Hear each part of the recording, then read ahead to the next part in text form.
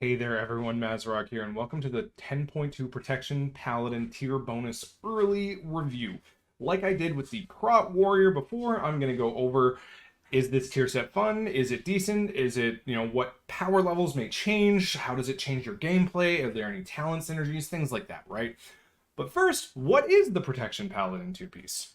Judgment grants a stack of Sanctification, increasing your armor by 1% per stack. Upon reaching 10 stacks, your next cast of Consecration is empowered, increasing its damage and healing done by 200% and its radius by 30%, which is a lot larger than you may think.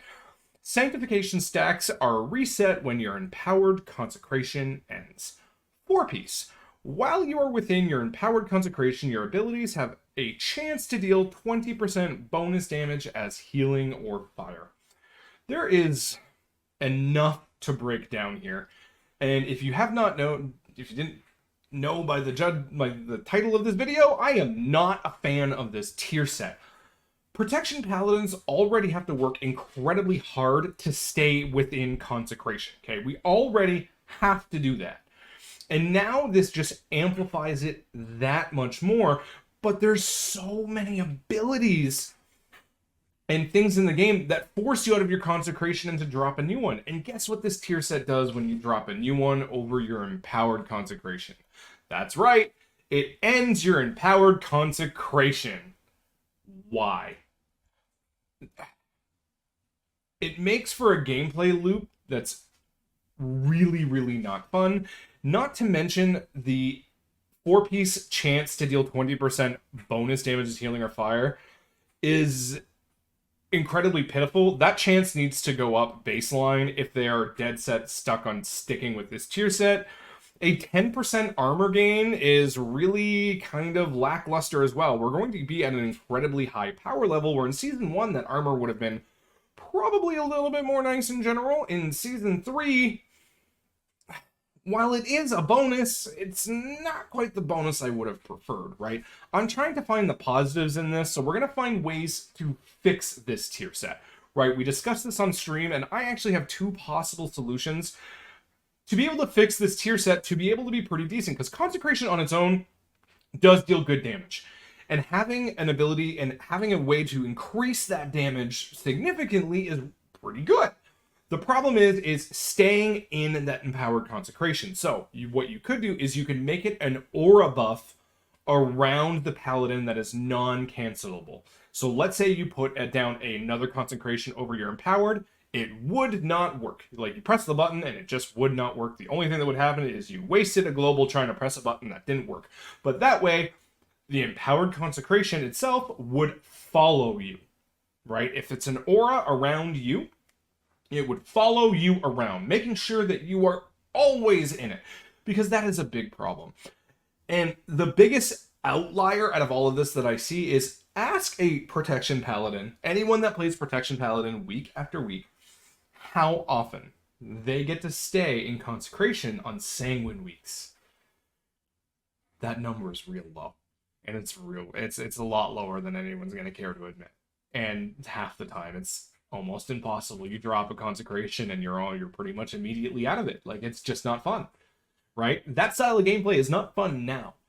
And knowing that you have a tier bonus attached to that is going to be even less fun later. So I don't like this at all. The other thing that you could do that they could do to fix this, again, if they're dead set, my opinion, by the way, scrap this entire thing, come up with something new.